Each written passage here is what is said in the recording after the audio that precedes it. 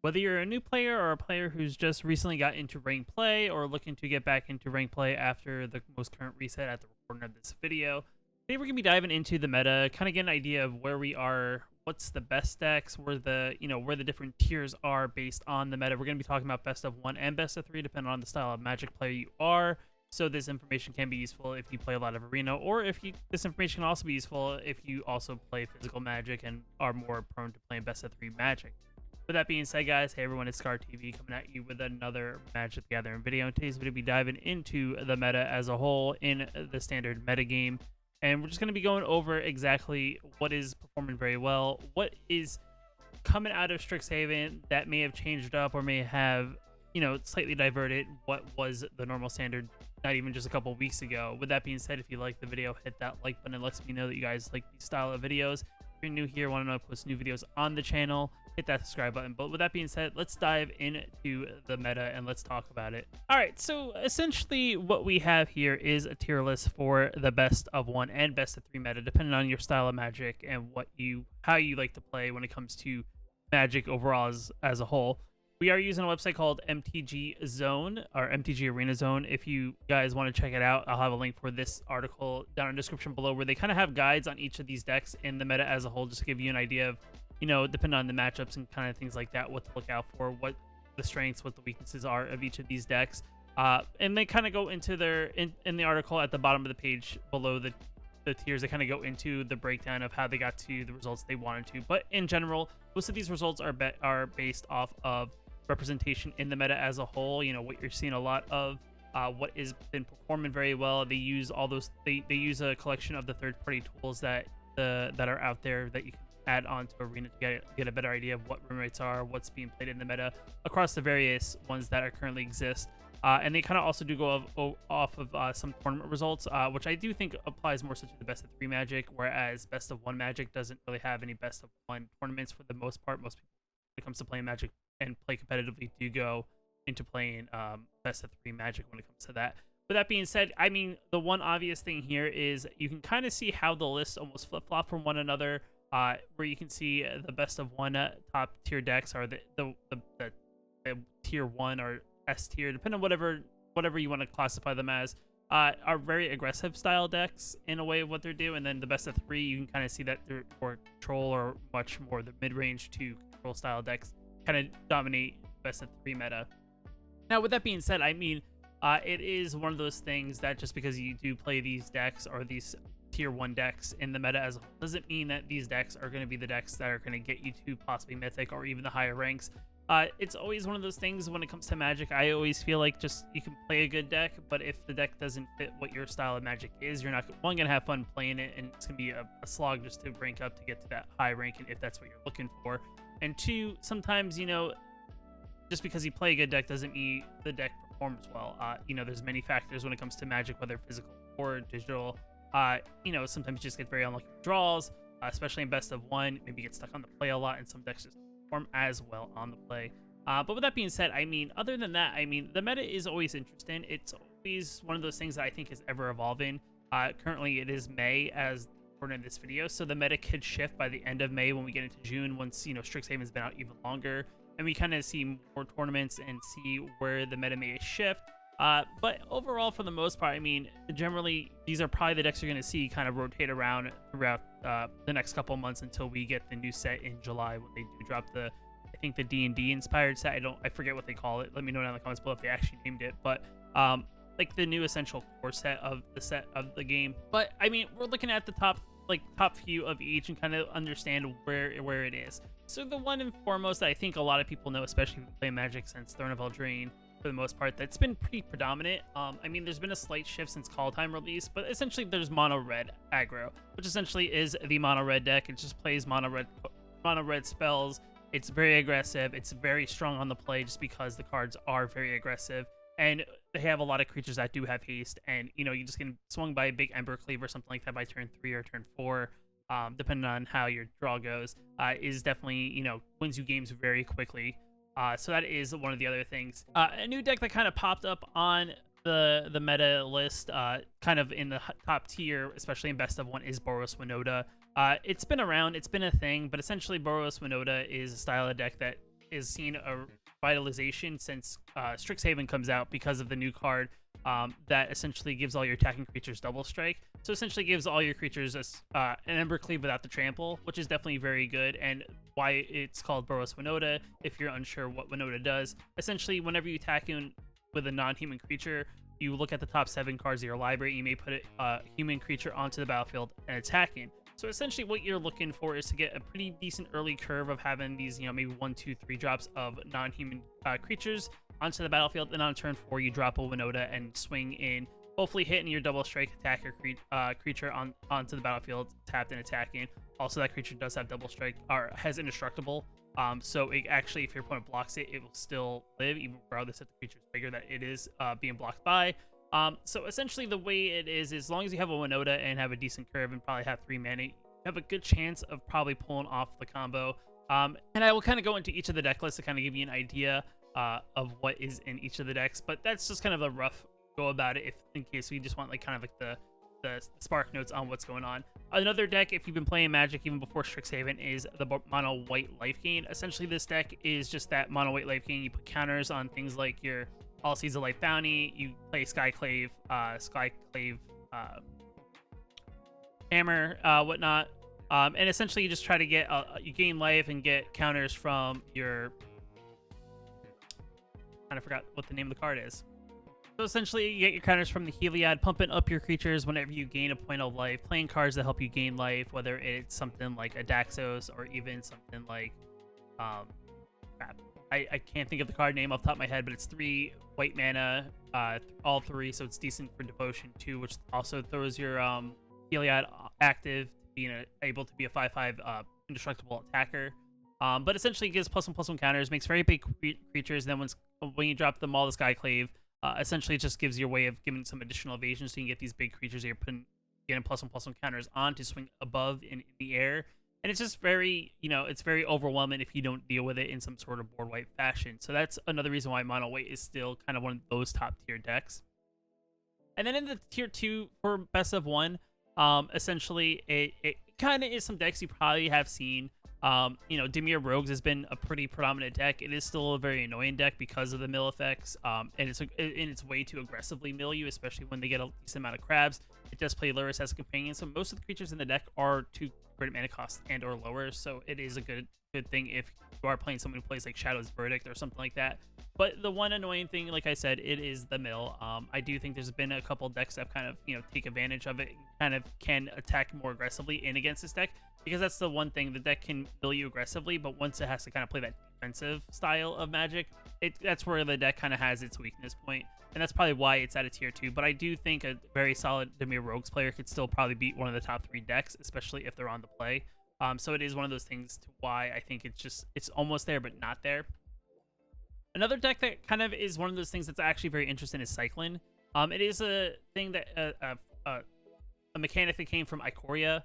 Essentially, it's you tap 1 mana. Essentially, most of the Cycling cards have, and essentially you discard the card, you get to draw a card, and then you at some point you get to have a giant spell that deals damage to your opponent based on the number of Cycling cards you have in the graveyard, and you gain X amount of life in that process. So it's definitely a very powerful deck. It is one of those things that works very well in that best of 1 format.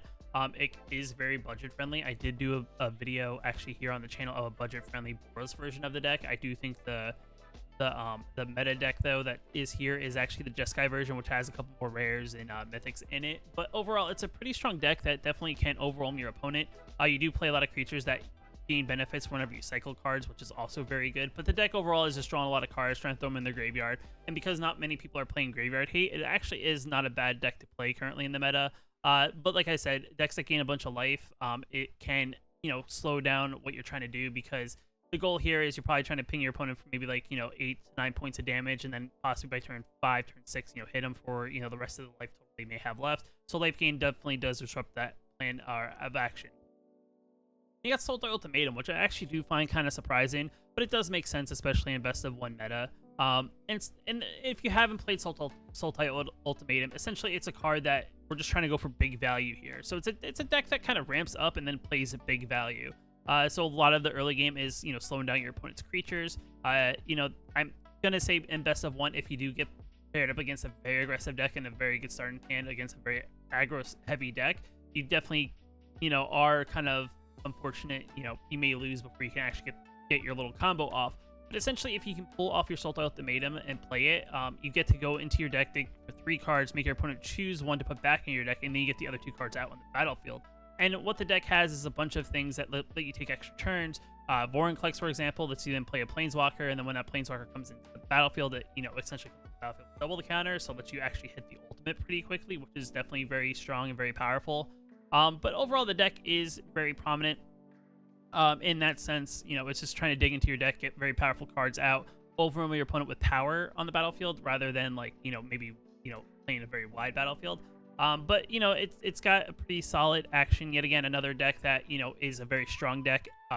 It's much stronger in the best of 3 format because of sideboards and things like that. But definitely a very strong deck to be played. And I guess it's because it's kind of weak against a decent amount of aggro decks, like the mono white, the Boros Winota, and the mono red are definitely pretty strong decks that can definitely beat it, especially if those decks have very strong early games. So there is that.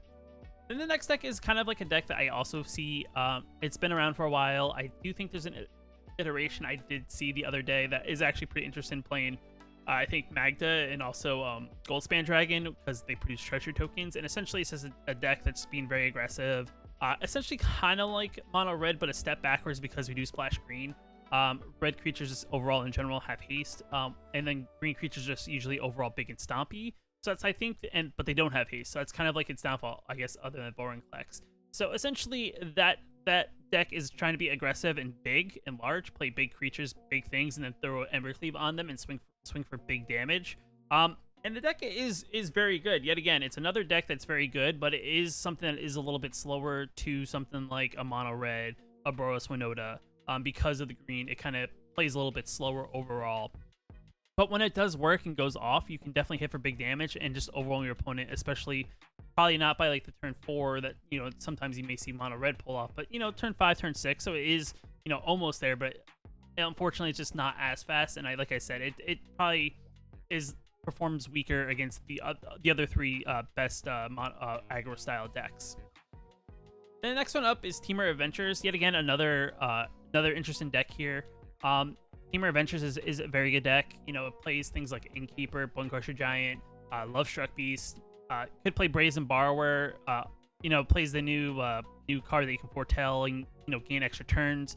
And then at the end of the day, you're playing essentially the Temur Ultimatum card, which essentially allows you top 5 your library, put any put any permanents onto the battlefield essentially for free. And just overwhelms your opponent in that way. It's yet again another very good deck. Yet again, because it's more of a mid-range deck, it does perform a little bit weaker against the more aggressive matchups. But yet again, if that's your style of deck, you could actually do very well. Also kind of shows off on how broken Adventures can be, especially when you do get going. Innkeeper can help you draw a lot of cards. You have a lot of things that just have that double value, which is always, which is why I think Adventure is one of those things that, when it actually rotates out, I think a lot of people are relieved and it'll let other things flourish in the meta as a whole. But overall, very interesting deck, very good deck. Like I said, it does have those weaknesses against those maybe a little bit more aggressive decks. But, when it does work, it works, and it works pretty well. Now, the last 2 are kind of 2 decks that you can kind of see are on the other side, being about the same ranking for each, just kind of flipped. And the first one is Mono Green Stompy.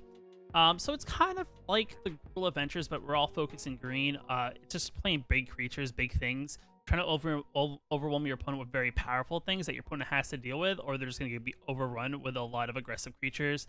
Things like Stonecoil Serpent, you got Gemrazor, to name a few. Lovestruck Beast is also in there. Innkeeper's in there. Great Henge is also in there. I also think Great Henge is also in the Temur Adventures deck, if I'm not mistaken. But yet again, another very powerful card because it puts +1/+1 counters whenever you cast a creature and lets you draw a card. Also, whenever you tap it for mana, which produces 2 green mana, gain 2 life. It's a very good deck, but it can be very slow. And I think that's why it actually ranks as probably a tier 3 deck. In that basis of that it's on the slower side when it comes to, its speed overall. If you don't have a very strong curved hand, you definitely can fall behind very quickly and then you're on the defensive, and that's kind of sometimes hard to come back from, especially in the way and how aggressive the meta is currently. You know, that Boris Winota deck, if you haven't played against it, is a very aggressive deck, especially when it draws very well. It just, you know, it's not great being hit for, like, you know, your whole life total, regardless of if you've taken any damage on turn, like, 4. So it's definitely one of those things that, if you fall behind, it's definitely very hard to recover from. And then the last deck is Nia Tokens. Essentially here, you're just playing a lot of things that create a lot of tokens.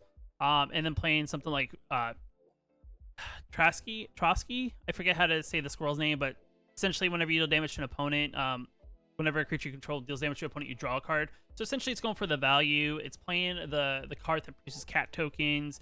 It's playing things that just produce tokens in general, and you're just copying tokens just to overwhelm your opponent that way. It's also playing Clearing Spirit. It's playing things that are good whenever you play a second spell. You know, you're going to get a token, spirit token from that. It's playing crap, I can't think of it. It's the 4-mana enchantment saga that, you know, the first chapter is you look at the top 4, and then as you go down, you kind of, like, you know, you get +1/+1 counters whenever you cast a spell. You know, it's just playing Showdown of the Skulls. There we go. I just figured it out. But essentially, that is kind of how the deck works. It's just playing a lot of things early game, kind of create a board presence of these tokens / creatures, and then when you cast that Showdown, and then the turn after the second chapter is kind of when you start going off, because now you're casting a lot of cheaper spells, and then essentially you're going to give +1/+1 counters, which are just going to make your creatures that much stronger. Yet again, another interesting deck. It is a little bit on the slower side, just on the basis of that in the early turns you're kind of building that board presence, but then once you kind of get to that, you know, turn 3, maybe turn 4 is maybe when the game flips around, and depending on what your opponent's playing, is kind of where the deck outperforms pretty well, especially when you start producing, when you have a very wide board and the creatures are starting to get stronger and stronger. I do think it also has that modal land that you can tap 3 mana, sacrifice a creature, and almost fling the damage at your opponent's face as kind of like a big finisher. Just an overall pretty strong deck. And like I said, you know, I'll have the link for this tier list, and you can check out the article down below, or you can click on the individual guide if you want to, you know, take a look a little bit deeper into each deck to just get an idea, maybe a little bit deeper, of how each deck works. But let's flip it on to the best of 3 side, and let's talk about, you know, how it kind of shifts overall on what performs better than the other things. So as you can see here, essentially, really the tier 2 and tier 1 of both sides kind of flip for the most part. The little bit of the slower decks, a little bit more of the control decks perform better, and that's probably because a little bit of those slower decks, the meta is actually a little bit on the slower side in general in traditional, and the reason for it is because usually you're trying to play that, you know, you're not trying to go all out in game 1 and then kind of struggle when it comes to sideboarding, so you're trying to play that more balanced game, whereas in best of 1 you can be as aggressive as possible and not have to worry about that game 2 or game 3. So that's why these you know, these slower decks, these more control heavy style decks actually perform that much better. So that's why things like Dimir Rogues, you know, Dimir Rogues is a very strong deck, you know, even best of 1 in its current form, and then once you maybe sideboard, you can then, you know, figure out what your opponent is playing and then sideboard against it fairly well. So definitely a reason why Dimir Rogues is kind of up there as the tier 1 deck. You got Sultai Ultimatum. I do think this is kind of in combination with the Sultai control deck that's currently out there. But yet again, Sultai Ultimatum is very strong, very good. There's a lot of cards that I think that kind of work well in the Sultai Ultimatum style deck that make it perform very well. So definitely a good deck to try out in that, because the format is on that slower side. You got Teamer Adventures. Yet again, like I said, it's a very powerful deck. It's, like I said, it's a little bit more in that mid range, so it's like that sweet spot, especially in best of 3 Magic. So it has, like, you know, pretty strong early game, pretty strong mid game, and just has a good way to finish before maybe your opponent really goes off in the end game. And it has a lot of value in the top end of it as well. I think it also, like I said, it also plays Great Henge, which is definitely very good, helps you draw, and Keeper helps you draw. And just the overall slower pace of the meta in the best of 3 is always very good. Mono Red, it's a very aggressive deck, pre-board and also post-board. You do slow down, I think, a little bit when it comes to post-board, just on a tad bit. You add in things that kind of slow down your opponent who's playing slower. I do think there's a lot of stuff in there that kind of penalizes your opponent for casting spells that are not creatures. So there is kind of that. I think you do get a little bit more aggressive on trying to, like, you know, take your opponent's things and use them for your own benefit. So that is kind of why Mono Red is kind of like on the cusp of, I guess, tier 2 / tier. It's like tier 1, but it could be a tier 2 in certain situations. It could be one of those things that's currently tier 1 and eventually goes into tier 2.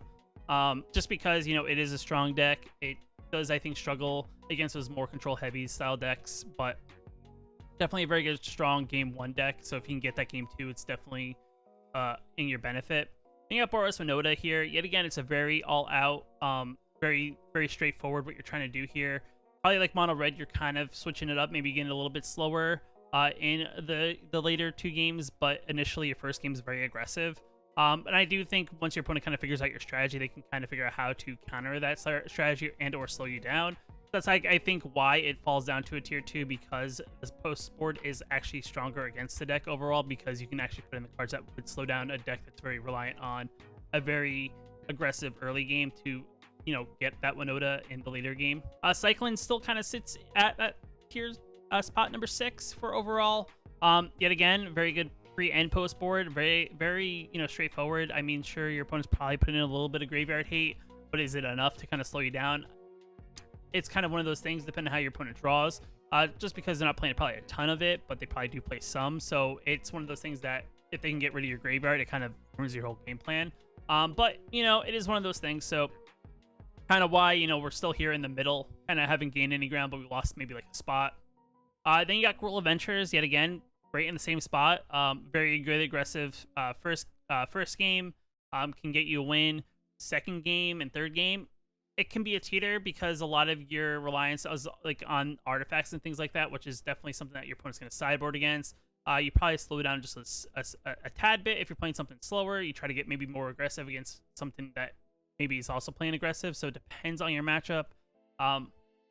Yet again, the sideboard is kind of like on that basis of, you know, it play very well against control decks, also play very well against aggro decks, but it's still kind of somewhere in the middle because it doesn't really gain too much to become that, you know, it doesn't gain enough to become that good, and it doesn't really lose much to you really lose a spot. Another interesting deck is in best of 3 is we're not looking at mono white life gain. We're kind of switching it more into the mono white aggro, which is the more aggressive style that you do also sometimes see in the best of 1 ladder. And essentially what we're trying to do here is we're playing a lot of equipment, we're playing auras, we're trying to get very aggressive, and just, you know, pre and post board. So that's kind of where it changes. So instead of trying to get that life gain in and +1/+1 counters, we're just trying to play like creatures and put in +1/+1 counters, and playing a Sky Clave, and then also playing, you know, playing the card that can crap, I always forget his name. Playing, he's a 4-drop. He can, you know, give your equipped creatures double strike, and also at the beginning of each combat step, you can switch weapons around or auras around depending on you know, him. And he can also be a weapon that's a 2/1, gives your creature +2/+0, and also vigilance, if I'm not mistaken. So it's definitely a different style. It is kind of something that did see a lot of popularity when it first when Kaldheim first came out. But, you know, a lot of people do see consistent wins when it comes to the mono white life gain style in best of 1, just because of the format being more aggressive. So that's kind of, I think, why that's something that you see represented in the best of 1 list, but don't see something represented in the best of 1 list, but do see it in best of 3, because it can play aggressive, but it plays like a decent balance of that aggressiveness. And, you know, life gain is important, but it's not as important in best of 1. So kind of one of those reasons. And then, like I said before, Nia Tokens, mono green Stompy just kind of almost flip-flop from one another. So Nia Tokens goes up a spot and mono green goes down a spot. Yet again, I do think they're probably about the same level, each of them. Both pretty straightforward strategies. Nia Tokens, you know, I do think it just has that kind of one strategy kind of thing. We're just trying to produce a very wide board, attack aggressively, maybe put +1/+1 counters, or throw down the Scalds. The plan post board maybe just, you know, kind of sees what your opponent's doing and kind of like place and maybe swap out some cards that aren't working currently against, you know, what your opponent's doing. But just, it's still trying to just produce a lot of tokens and just be overwhelming in that sense. And then mono green Stompy, same thing. Maybe you play some, you know, a little bit more hate against whatever your opponent's playing deck-wise. But other than that, the deck is just playing very big, large green creatures. With that being said, I mean, the meta is kind of in an interesting place. We haven't really seen anything too new come out of nowhere. I do think a couple things maybe fallen off since you know, Kaldheim released. But, you know, for the most part, a lot of these decks are decks that existed pre Strixhaven, and they still exist, you know, post Strixhaven. Is it something that we'll see kind of like a deck come out of nowhere as, you know, the tournament season kind of goes on for the next, you know, month or so until we get the next set? Who knows? I mean, that's kind of where we are currently, you know, with the meta. It probably will shift, you know, when we probably take a look at it in June, or if you take a look at it in June, it'll probably, you know, some things may shift around what is performing better than other things. And that's one of the things that kind of happen, you know, maybe, you know, because mono red's very strong right now in the format, people play a lot of anti-mono red decks. Like mono white life gain's like a good anti-mono red deck, just because of the life gain. It just helps, you know, slows down what your mono red's trying to do, and eventually mono white like life gain kind of, you know, outperforms it. So you may see mono white jump ahead of mono red. Boros Winota right now, it's kind of in that middle, very aggressive, very good, hard to kind of stop, especially if your opponent draws very well. So we'll kind of see where that falls. Maybe it won't be in tier 1, maybe it'll bump down to tier 2. Really knows. And the same thing goes for best of 3. Yet again, it's representation of what's in the tournament that you're playing at, usually for best of 3.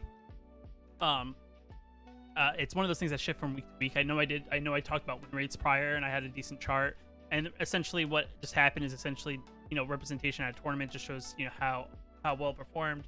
And it's kind of one of those things. If you know, if you know, Sultai Ultimatum starts performing very well, we'll jump probably up above Dimir Rogues. If mono red starts falling off, maybe jump down to tier 2.